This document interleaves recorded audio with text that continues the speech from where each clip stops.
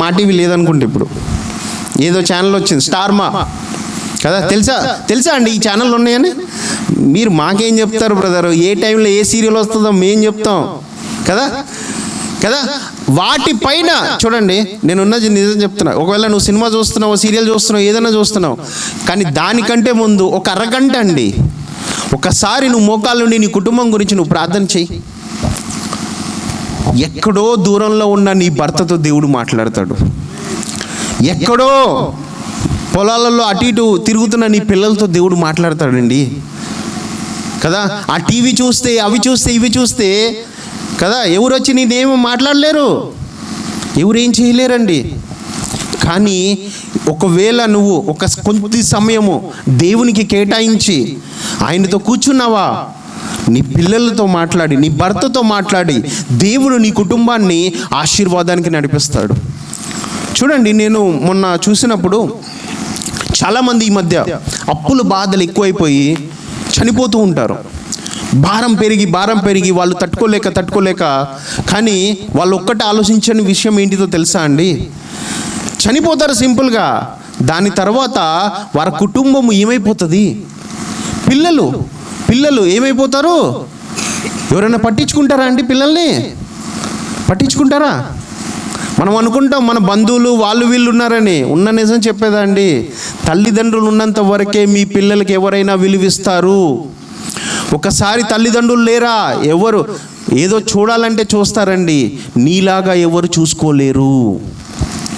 ఏదో చూడండి, ఎందుకనంటే మనకి దేవుని యొక్క సపోర్ట్ చాలా అవసరం. కీర్తనల గ్రంథము 5వ అధ్యాయము 4 నుంచి, నీవు దుష్టత్వమును చూచి ఆనందించు దేవుడవు కావు, చెడుతనమునకు నీ యుద్ధ చోటు లేదు, డాంబికులు నీ సన్నిధిని నిలువలేరు, పాపము చేయవారందరూ నీకు అసహ్యులు, అబద్ధమాడు వారిని నీవు నశింపచేయుదువు, కపటము చూచి నరహత్య జరిగించువారు యెహోవాకు అసహ్యులు.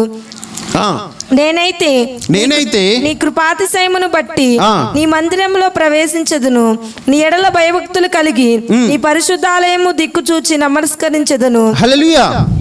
ఇక్కడ దావీదు ఏమంటున్నాడంట, దేవుడికి అబద్ధికులు వీళ్ళందరూ అసహ్యులంట. కానీ దావీదు ఏమంటాడంట, నేనైతే నీ కృపాతిశయమును బట్టి నీ మందిరములో ప్రవేశించదను, నీ ఎడల భయభక్తులు కలిగి నీ పరిశుద్ధాలయము దిక్కు చూచి నమస్కరించదను. యెహోవా నా కొరకు పొంచి ఉన్న వారిని బట్టి నీ నిత్యానుసారముగా నన్ను నడిపింపుము, నీ మార్గమును నాకు స్పష్టముగా కనపరచుము. చూడండి, ఇక్కడ ఏం చేస్తున్నాడంట, దావీదు వెళ్ళి దేవుని యొక్క మందిరంలోకి వెళ్ళి ఆయన సన్నిధిలోకి వెళ్ళి కూర్చొని ఆయనను గోచాడుతున్నాడంట. ఏమని? చూడండి, యెహోవా నా పరిస్థితి ఇలా ఉంది, నేను ఇలా నడవాలి, ఇలా వెళ్ళాలి, నాకు ఈ మార్గాన్ని చూపించు, నాకు ఈ మార్గాన్ని నడిపించు. చూడండి, ఉన్న నిజం చెప్పేదా, ఒకప్పుడు నేను కూడా ఇప్పుడు 2011 ఆ టైంలో ఒక దైవజనుడు ప్రార్థిస్తుంటే అభిషేకం విడుదలవుతుంటే నేనేమనుకున్నా తెలుసా, ఆయన తోసేస్తున్నాడు అందుకే వీళ్ళు పడిపోతున్నారని నేను అనుకున్నా. ఇప్పుడు 2011 ఆ టైంలో నేను అనుకున్నా, ఇవన్నీ బోటకాలు, ఇవన్నీ ఏముండవు, ఈ స్వస్థతలు ఇవన్నీ ఏముండవు, ఇవన్నీ డబ్బులు ఇచ్చి వాళ్ళు సాక్ష్యాలు చెప్పిస్తారు అని అనుకున్నా. నేనే అనుకున్నా, దేవుడు చూడని నన్నే పట్టుకొని నా ద్వారా ఈ కార్యాలు చేస్తున్నాడు. అంటే అక్కడ జరిగింది ఏంటిదంటే, ఎందుకనంటే ఇక్కడ ఇప్పుడున్న వాళ్ళలో కూడా చాలామందికి డౌట్ ఉండొచ్చు, నిజంగా ఆయన తోచేస్తున్నాడేమో అని. అందుకే నేను లాస్ట్ మంత్ నేను చేశాను, ఇంకో సహోదరితో చేయించాను కదా. ఆ సహోదరి చేసినప్పుడు అభిషేకం విడుదలైంది. అప్పుడు ఏమనుకున్నారు చెప్పండి? ఎవరో అనుకున్నారు, ఆమెకి డబ్బులు ఇచ్చి ఉంటాడు, అదే వీళ్ళకి కూడా డబ్బులు ఇచ్చి ఉంటాడు, చెయ్యంగా నీళ్ళు పడిపోయారని అనుకున్నారా కదా. అంటే చూడండి, నేను ఒకప్పుడు అనుకున్నా ఈ అభిషేకాలు ఇవేమి లేవు, ఇవన్నీ ఉత్తుత్తి మాటలే, ఇవేమి జరగవు. కానీ నాకు తర్వాత దేవుడు నా కళ్ళు తెరిచాడండి. ఎందుకు? ఈ అభిషేకం ఇవన్నీ మనిషి చేతిలో ఉండదు, నా చేతుల్లో ఏముండదో. ఇక్కడి నుంచి నేను ప్రార్థన చేసినప్పుడు పరలోకము నుంచి అభిషేకము విడుదలయ్యి ఆ సహోదరికి తాకినప్పుడు ఆ యొక్క బలాన్ని తట్టుకోలేక వాళ్ళు పడిపోతారంట. నేను అనుకున్నా ఇవన్నీ ఉండవు అని, కానీ నన్ను పట్టుకొని దేవుడు ఎలాగ నడిపించాడు. నేను ఎప్పుడైతే దేవుళ్ళలోకి వచ్చానో అండి, నేను అడగటం మొదలుపెట్టా. నాకు యాక్చువల్లీ ఒకప్పుడు మేము పలానా ప్లేస్కి వెళ్ళాలండి. అప్పుడు ఏంటిదనంటే మా డాడీకి ఇంకో పాస్టర్ ఉండేవాడు, వాళ్ళ ఫ్రెండ్స్ అనమాట. వాళ్ళు ఒకప్పుడు కలిసి పరిచయం చేశారు. అప్పుడు ఏంటిదనంటే చాలా లాంగ్ వెళ్ళాలి అని అన్నప్పుడు కారు అడిగాం ఆయన. అప్పుడు మాకు ఉన్న కారు తర్వాత అది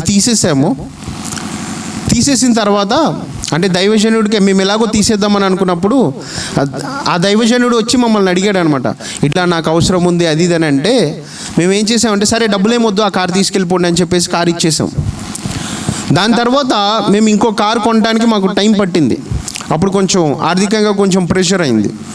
అయితే ఇంకా వేరే పనికి మేము వెళ్ళాలి, దగ్గరగా 260 కిలోమీటర్ల వరకు వెళ్ళాలన్నమాట. వెళ్ళాల్సిన టైంలో ఆయనకు ఫోన్ చేసి కారు అడిగితే ఆయన ఏమన్నాడంటే ఇంకోటి ఓమ్నీ ఉందన్నమాట. అంత లాంగ్ ఓమ్నీలో వెళ్ళాలంటే కొంచెం ఇబ్బంది. ఆయన ఏమన్నాడంటే కావాలంటే అది తీసుకెళ్ళి, ఇంకో బండికి బ్రేకులు లేవన్నాడు. బ్రేకులు లేకపోతే ఇంట్లో పెట్టుకుంటారా? కానీ నాకు అప్పుడు ఎట్లా అనిపించింది అంటే కళ్ళకి వెళ్ళి నీళ్ళు వచ్చినాయి అనమాట. అంటే ఏంటిదనంటే మనం అనుకుంటాం కానండి, నాకు వాళ్ళు ఉన్నారు సహాయం చేస్తారు, వీళ్ళున్నారు సహాయం చేస్తారు, వాళ్ళు ఉన్నారు సహాయం చేస్తారు అని అనుకుంటాం. కానీ నీకు అవసరమైనప్పుడు ఎవరు ముందుకు రారు, ఎవరు రారు. నాకు ఆ రోజు ఏడుపు వచ్చింది. అప్పుడు డిసైడ్ అయ్యానండి, ప్రభువా నేను లైఫ్లో ఎప్పుడు ఎవరిని కారు అడగను ప్రభువా. ఒకవేళ నా దగ్గర ఉందా వేసుకెళ్తా, లేదా నడుచుకుంటూ అయినా పోతా, లేదంటే బస్సులో వెళ్తా, అంతేగాని నేను మటుకి ఎవరిని అడగను ప్రభువా. డిసైడ్ అయ్యానండి. దాని తర్వాత దేవుడు మా పరిస్థితి మార్చేశాడండి. చూడండి, నాకే ఒక మంచి కారు ఇచ్చాడు. తర్వాత నెక్స్ట్ ఇంకోటి కొనబోతున్నాం. దీనికంటే పెద్దదే, చిన్నది కొన్నా నేను. నాకు మైండ్ దేవుడు మార్చేశాడండి. అంటే తెలుసుకున్నా ఈ యొక్క లైఫ్లో ముందుకెళ్తున్నప్పుడు మనుషుల్ని చూడటం మొదలుపెట్టానండి. దేవుడు నాకు అందరు చూపించాడనమాట, ఒక్కొక్కరి యొక్క స్వభావం ఎలా ఉంటుంది కదా. అందుకే బైబిల్లో ఒక మాట ఉంటుందండి, మనుషుల్ని నమ్మువాడు శాపగ్రస్తుడంట. ఒకవేళ నువ్వు ఎవరినైనా నమ్ముతున్నావా అయితే జాగ్రత్తగా ఉండు, తొందరలో మోసపోయే రోజు వస్తుంది. ఇదైతే నిజం. నీకు ఎవరైతే సపోర్ట్గా ఉంటున్నారని అనుకుంటున్నావో నువ్వు మోసపోతావు ఖచ్చితంగా. ఎందుకనంటే ఇది మనుషుని యొక్క స్వభావము. నీ దగ్గర డబ్బు ఉన్నంత వరకే నీ ఫ్రెండ్స్ కానీ, నీ బంధువులు కానీ, నీ మిత్రులు కానీ ఎవరైనా సరే, ఒకవేళ నీ దగ్గర డబ్బు లేక దరిద్రంలో ఉన్నావా, ఒక్కడొచ్చి నీ దగ్గరకు వచ్చి నిన్ను సరిగా పలకరిరండి. ఒక్కడు నీకు సపోర్ట్గా ఉండడు. కేవలము నీకు సపోర్ట్ ఇచ్చేది ఎవరో తెలుసా? నువ్వు ఆయన దగ్గరికి వెళ్ళి ఆయన మందిరంలో కూర్చో, అయ్యా నా పరిస్థితి నేను ఇలా ఉన్నాను, నన్ను ఆదుకో అని అన్నప్పుడు వచ్చేస్తాడండి నీ దగ్గరికి వచ్చి కూర్చుంటాడు ఆయన. నీ పరిస్థితి ఎలా ఉందో నీ పరిస్థితుల్లో నడుస్తాడండి. మనం వీళ్ళని అడిగామనుకో, నీకు ఏముంటుందో తెలుసా అండి? చెప్తారండి చాలామంది, నీకేమైనా అవసరం ఉందా, నన్ను అడగొచ్చు కదా, నేను ఇస్తా. నీ అవసరం అయినప్పుడు ఆ వ్యక్తికి ఫోన్ చేయి, తెలిసి ఇస్తాడో లేదో కదా. ఈరోజు 10,000 ఇచ్చినోడు రేపటి రోజు 1,00,000 రూపాయలు సులువుగా ఇస్తాడు అనుకుంటున్నావా? ఎవరు ఇరండి. ఒకవేళ ఎవరైనా సరే ఒకవేళ డబ్బులు ఉన్నాయి వాళ్ళకి ఫోన్ చేసావనుకో ఏమంటారో తెలుసా? నేను ఒక వ్యక్తినండి, యాక్చువల్లీ మా ఇంటి దగ్గరనే. అప్పుడు నాకు అవసరం ఉండే, ఒక 25,000 అవసరం ఉండే నాకు, వేరే వాటికి కట్టడానికి అవసరం ఉంటే ఆయన అడిగినప్పుడు ఆయన ఏమన్నాడు తెలుసా? చేబొద్దులు అయితే లేవు కానీ వడ్డీకి అయితే ఉన్నాయి అన్నాడు. ఏంటిదంట? చేబొద్దులు లేవంట, వడ్డీకైతే. నాకు అప్పుడు అనిపించింది, అంటే మనిషి ఎట్లా అంటే ఎక్కడ లాభం వస్తుందా, ఎక్కడ ఏం వస్తుందా చూడండి అవసరానికి. అప్పుడు అనిపించింది, ఆహా ఓకే, లైఫ్లో నీ దగ్గర తీసుకోవద్దు నాయన, అంతే కదా, వడ్డీకి అవసరం లేదు నాకు. ఇప్పుడు నేనేమన్నాను, ఇవాళ నాకు ఇస్తే రేపు పొద్దున కల్లా నాకు డబ్బులు వస్తే రేపు పొద్దునకి ఇచ్చేస్తా, ఒక్క రోజుకి వడ్డీ అంట. అంటే మనిషి మనం అనుకుంటాం ఏది దగ్గరగా వాళ్ళు మాకు ఎప్పటి నుంచో తెలుసు కదా. అప్పుడు అనిపించింది నిజంగా అండి, దేవుని యొక్క సహాయం నీకు తోడు లేకపోతే నీ పరిస్థితి బహుఘోరంగా తయారవుతుందంట. ఒకసారి మనం చూద్దాం, కీర్తనల గ్రంథము 56వ అధ్యాయము 4వ వచనం చదవము. దేవుని బట్టి నేను ఆయన వాక్యమును కీర్తించెదను, దేవుని యందు నమ్మిక ఉంచి ఉన్నాను, నేను భయపడను. దేవుని యందు నమ్మిక ఉంచి ఉన్నాను, నేను భయపడను. ఇప్పుడు ఒకవేళ ఎవరైనా సరే మీలో భయపడుతున్నారా, అయితే మీకు దేవుని యందు నమ్మకము లేదు. ఏం లేదు? దేవుని యందు నమ్మిక ఉంచి ఉన్నవారు భయపడారంట. వాళ్ళకి భయం ఉండదంట. ఎందుకోసమో తెలుసా? ఏమవుతుందో ఏమైపోతుందో అన్న భయం ఉండదు, టెన్షన్ ఉండదు. ఒకటే, వాళ్ళు ఏం చేస్తారో తెలుసా? కూర్చుంటారంట అండి. వెళ్ళి ఒకవేళ ఏదైనా సమస్య వచ్చిందా, మొట్టమొదటిగా వాళ్ళు వెళ్ళి ఏం చేస్తారో తెలుసా? వాళ్ళు ఉంటున్న గదిలోనే వెళ్తారంట, బైబిల్ పట్టుకుంటారంట, మోకాళ్ళు వేస్తారంట, ప్రభా తండ్రి నా సమస్య ఇది, నేను ఇక్కడున్నాను, వీటిలో ఇరుక్కుపోయాను, నాకు విడుదల ఇవ్వు అని చెప్పి వాళ్ళు ప్రార్థనలో కూర్చుంటారంట. కానీ భయముతో పిరికితనముతో నేను ఇంకా చనిపోతేనే బాగుండు అన్న తలంపులు వాళ్ళకి రావంట. అంటే భయపడని వాళ్ళు ఏం చేస్తారంట? దేవుని యందు భయభక్తులతో ఉంటారంట. అంటే చూడండి, ఒకవేళ దేవుని చదువు మీ వాక్యం, దేవుని బట్టి నేను ఆయన వాక్యమును కీర్తించెదను, దేవుని యందు నమ్మిక ఉంచి ఉన్నాను, నేను భయపడను. చూడండి, దేవుని యందు నమ్మిక అంటే ఒకవేళ ఈ రోజు నువ్వు భయపడుతున్నావేమో, ఒకసారి సామెతల గ్రంథము 9వ అధ్యాయము 10వ వచనం చదవము. యెహోవా యందు భయభక్తులు కలిగి ఉండుటయే జ్ఞానమునకు మూలము, పరిశుద్ధ దేవుని గురించిన తెలివి వివేచనకు ఆధారము. చూడండి, యెహోవా యందు భయభక్తులు కలిగి ఉండుటయే జ్ఞానమునకు మూలము. అంటే చూడండి, ఇప్పుడు ఒకవేళ నువ్వు దేని గురించి అయినా భయపడుతున్నావా, దేని గురించి అయినా చింతిస్తున్నావా, అయితే నీ దగ్గర ఒక జ్ఞానం లేదు. ఏంటిదో తెలుసా అండి? యాక్చువల్లీ ఎంతమందికి తెలుసా అండి, దేవుడు 5 రొట్టెలు 2 చేపలు 5,000 మందికి పంచిపెట్టారని ఎంతమందికి తెలుసు? ఇక్కడ ఉన్నవారికి ఎంతమందికి తెలుసు?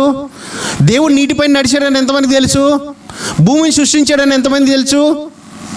అందరికీ తెలుసు. మరి నీ అప్పులు తీరుస్తాడని ఎంతమందికి తెలుసు? ఎవరికి తెలీదు. ఎందుకు?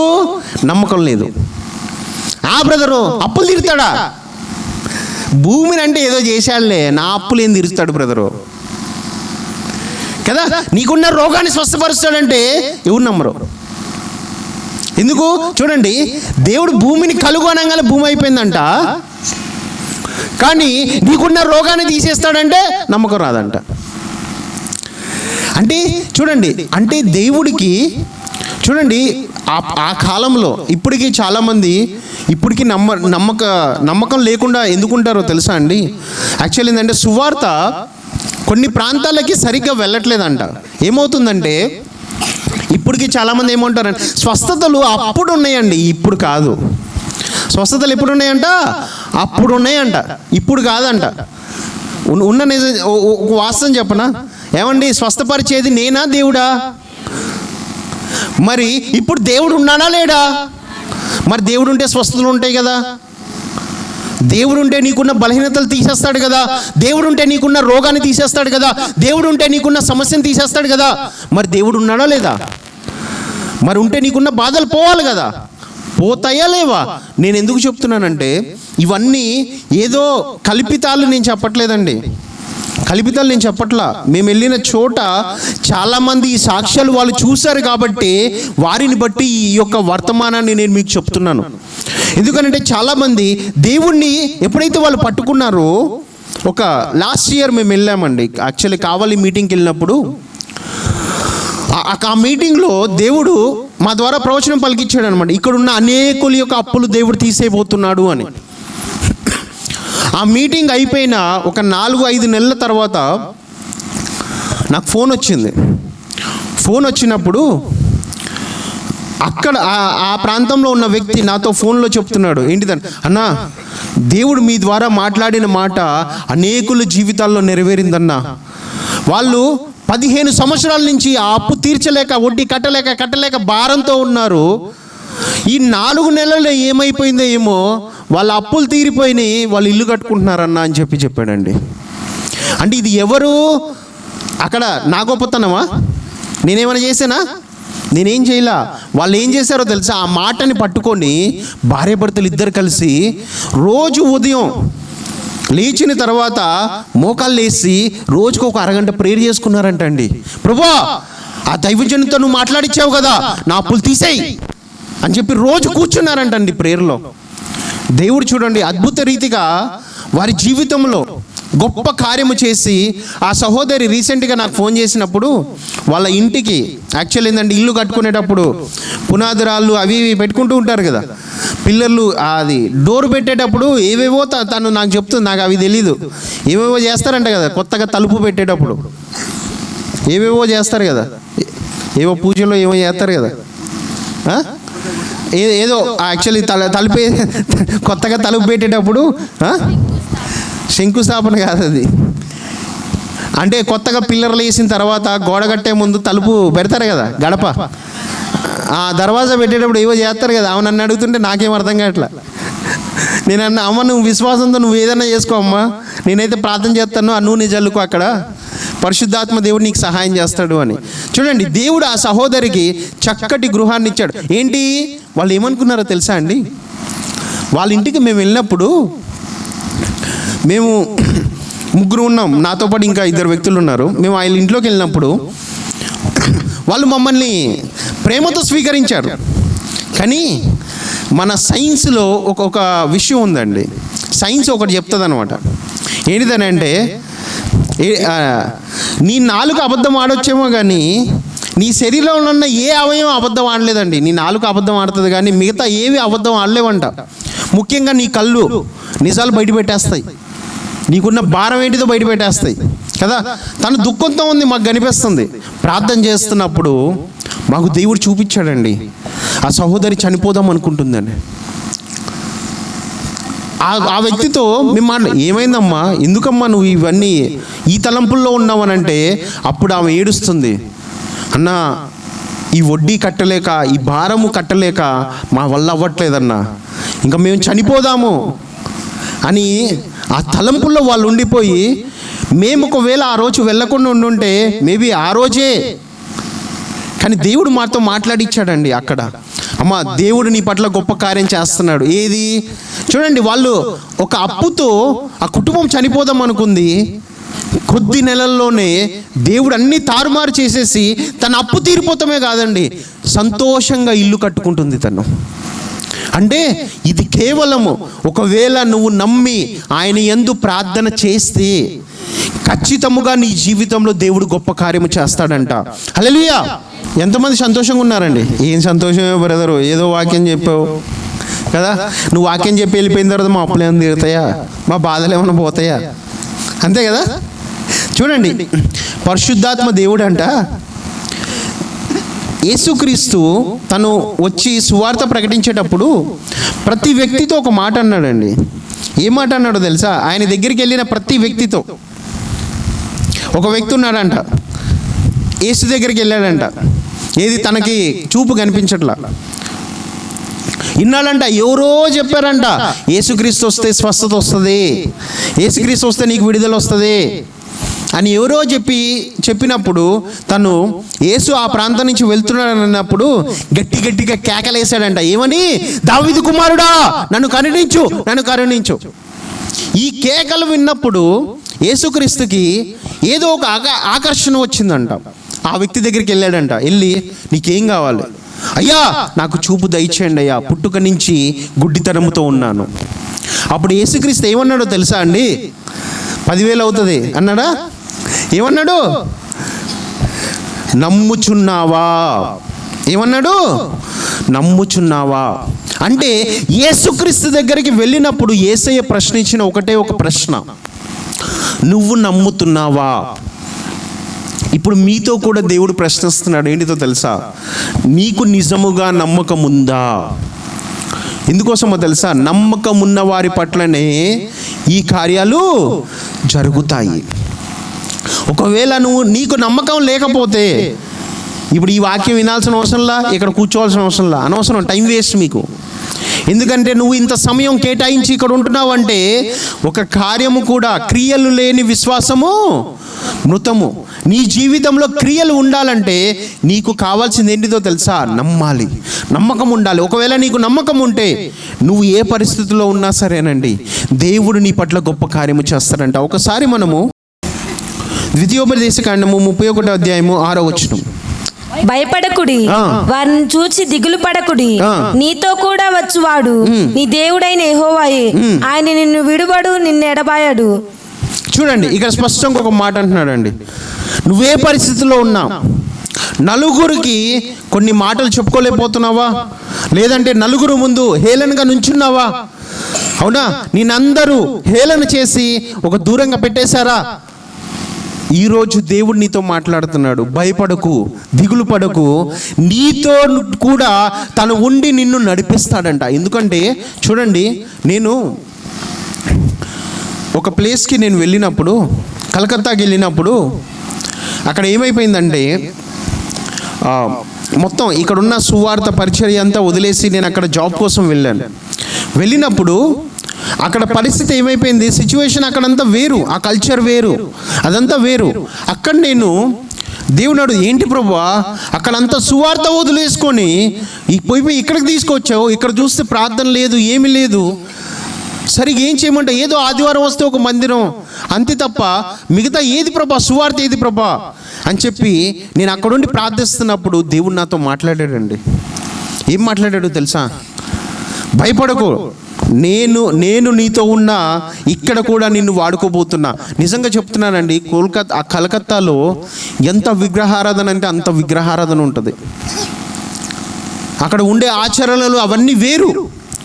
అట్లాంటిది చూడండి, దేవుడు ఆ ప్రాంతంలో చాలామంది అసలు ఎవరికి నేను తెలియదు సరిగా, అట్లాంటిది ఆ ప్రాంతంలో నన్ను నుంచోపెట్టి అక్కడ కూడా ప్రతి మంగళవారం ఒక గృహానికి వెళ్ళి అక్కడ నేను వాక్యం చెప్పేసి వచ్చేవాడిని. అది ఎలా ఓపెన్ చేశాడో తెలీదు. ఆ టైంలో కూడా ఒక పరిస్థితి వచ్చిందండి నాకు. ఎందుకో పరిశుద్ధాత్మ దేవుడు ఇది పంచుకోమంటున్నాడు. ఏమైందంటే ఇక్కడ హైదరాబాద్ నుంచి నేను కలకత్తాకి వెళ్ళాను జాబ్ కోసమే. వెళ్ళినప్పుడు అక్కడ కంపెనీలో ట్రైనింగ్స్ ఇస్తారనమాట. ట్రైనింగ్స్ ఇచ్చినప్పుడు ఏమైందంటే నేను చదువుకున్న చదువు ఒకటి, తర్వాత అక్కడ వచ్చిన ఉద్యోగం ఇంకో ప్రాసెస్ అనమాట. అదంతా వేరు, డిఫరెంట్ కల్చర్ అది మొత్తం అంతా.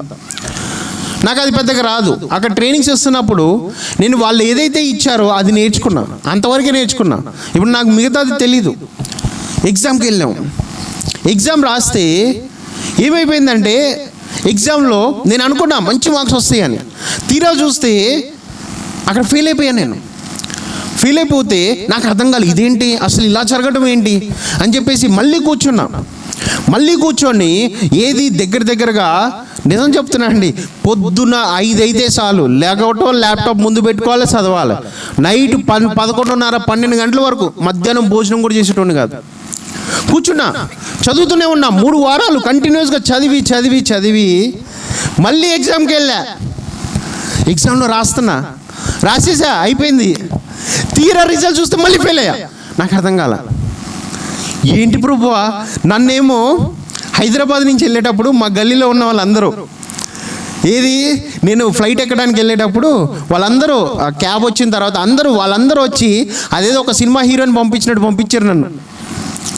అప్పుడు నా మైండ్ తిరుగుతుందండి, మైండ్లో బ్రెయిన్ తిరుగుతుంది. ఏమని అంటే, ప్రభువా వాళ్ళేమో అందరూ నన్ను ఒక హీరోలా పంపించాడు, ఇప్పుడు ఫెయిల్ అయిపోయి వెళ్తే నా పరిస్థితి ఏంది ప్రభువా. ఒక భయం అండి, నిజంగా మామూలు భయం కాదండి. కోల్కతాలో ఒక్కడనే ఉన్నా హాస్టల్ రూమ్లో. మళ్ళీ కంపెనీ నుంచి మెయిల్ వచ్చింది. ఏమని వచ్చిందో తెలుసా?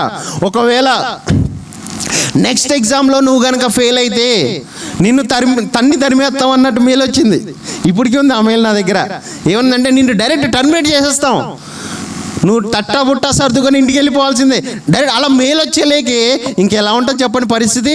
ఒక్కడనే ఉన్నా, ఎవరికి చెప్పుకోలేను, ఇంట్లో కూడా చెప్పలా అట్లాంటి మెయిల్ వచ్చిందని. ఇంకేం చేయాలి అర్థం కావట్లా. ఆ మూమెంట్లో బాగా కూర్చొని ఒక పక్క ఎందుకనంటే ఒక పక్క భయం ఉంటుంది కదా. ఎందుకనంటే ఆ కాలనీలో అందరికీ తెలుసు అనమాట నేను బాగా చదువుతానని. ఇప్పుడు బాగా చదివేటోని ఫెయిల్ అయ్యి వచ్చాడు అనుకో, తలెత్తుకోగలనా? అసలు ఎలా ఉంటుంది నా పరిస్థితి? అందరు అప్పుడు వరకు ఆ కుర్రోడు బాగా చదువుతాడంట, అబ్బాయి బాగా చదువుతాడంట అని ఏం చదువేమో ఫెయిల్ అయ్యి వచ్చాడుగా కదా. అమ్మో, ఈ నాలుకకి నరం లేదండి, ఎప్పుడు ఏం మాట్లాడతారో. ఆ భయానికి ఒక 3-4 రోజులండి నేను సరిగా చదవలేక, సరిగా తిండి లేక, నిజం చెప్తున్నాను, తిండి తినాలన్నా ఒక భయం వేసి ఏడుపు వచ్చేది. ఇంకా ఆ టైంలో మమ్మీకి సర్జరీ అయిందనమాట ఇక్కడ హైదరాబాద్లో. ఇంకా వాళ్ళకు కూడా సరిగా ఫోన్ చేసేటోని కాదు, ఎవరితో సరిగా మాట్లాడేటోని కాదు. ఏం చేయాలో అర్థమయ్యేది కాదు. ఆ రోజండి నేను బిల్డింగ్ పైన ఉండి అక్కడ నా హాస్టల్లో, బిల్డింగ్ పైన ఆ హాస్టల్ ఎట్లా ఉండేదంటే అది కొంచెం ఒక ఇంటిలాగా వాతావరణం ఉండేదన్నమాట. అక్కడ బిల్డింగ్ పైన కూర్చొని మోకాళ్ళ నుండి ప్రార్థిస్తున్నా. ఆ రోజు దేవుడు మాట్లాడాడండి. ఏం మాట్లాడాడో తెలుసా? నేను మధ్యలో వదిలిపెట్టే దేవుణ్ణి కాదు. ఏమన్నాడు? నేను మధ్యలో వదిలిపెట్టే దేవుణ్ణి కాదు. నీ జీవితాన్ని ప్రారంభించింది నేనే, ఘనంగా ముగించేది నేనే. నిజం చెప్తున్నా అండి. అంతకుముందు పొద్దున 5 గంటలు వేసి సాయంత్రం 11:30 వరకు ల్యాప్టాప్ ముందు పెట్టి చదివినోడిని ఎప్పుడైతే ఈ మాట విన్నానో చదవటం మానేసా, ఆపేసా. ప్రార్థనలో ఉండడం మొదలుపెట్టా. ప్రభువా నాకు అనవసరం, నేను ఇవన్నీ పట్టించుకోను. వాడు పంపిస్తాడా, పంపిని ప్రశాంతంగా వెళ్ళిపోతా ఇంటికి. కానీ నేను మటుకు నేను నిడిచిపెట్టను, నేను ఈ ప్రార్థనలోనే ఉంటా. కూర్చున్నానండి. నిజం చెప్తున్నాను కదా, ఎగ్జామ్కి వెళ్ళే గంట ముందు కూడా నేను ప్రేయర్లో కూర్చున్నా. ఎగ్జామ్కి వెళ్ళాను ఉన్న నిజం అప్పటి వరకు కష్టమైన ఎగ్జాము 1:30 టైం అండి ఎగ్జామ్కి మాకు రాయడానికి. 10 నిమిషాల్లో ఎగ్జామ్ రాసేసి టక్కున సబ్మిట్ కొట్టేసి వచ్చేసా. ఫస్ట్ ఆ ఇన్విజిలేటర్ షాక్ అయ్యాడు. ఆయన ఏమనుకో ఈడి ఖచ్చితంగా ఇంటికే పోతాడులే అని అనుకున్నాడు ఆయన. కానీ తీరా నిజం చెప్తున్నానండి, మా బ్యాచ్లో నాకే హైయెస్ట్ మార్క్స్ వచ్చినాయి. నాకే హైయెస్ట్ మార్క్స్, మామూలు కాదు. అందరు షాక్ అయిపోతున్నారు. అరే ఇదేంట్రా బాబు 10 నిమిషాల ఎగ్జామ్ ఎలా రాసేవరా? నా దేవుని గొప్పతనం అది, నా దేవుని గొప్పతనము. అంటే నీకు దేవుని యందు భయము భక్తి ఉంటే, నువ్వు ఆయనలో ఉంటే నీకే సమస్య అయినా కావచ్చండి. అది అసాధ్యము ఆయన దగ్గర ఉండదు. ఆయన ఖచ్చితముగా కార్యము చేసి చూపిస్తాడు. ఒకవేళ నువ్వు నమ్మితే, నేను నమ్మాను, పట్టుకున్నా, ఆ మాట పట్టుకున్నా. నాకు భయం వేసిందండి, భయం వేయలేదని కాదు. నాకు ఎందుకు భయం వేసిందంటే ఒకవేళ మా కాలనీ వాళ్ళు ఏమనుకుంటారో, వీళ్ళు ఏమనుకుంటారో, ఫెయిల్ అయ్యేసి వచ్చాడన్న మాట, ఆ నింద నేను తట్టుకోగలనా అన్న భయం వేసింది. కానీ అవన్నీ అధిగమించి ఆయనలో కూర్చున్నానండి. ఈరోజు ఒక మహారాజులాగా నుంచోపెట్టాడండి ఆ కంపెనీలో నన్ను. అంటే కేవలం ఒకటే, నువ్వు ఆయన నమ్ముతున్నావా, నువ్వు నమ్మావా, ఖచ్చితంగా నీ జీవితంలో కార్యాన్ని చూస్తావు.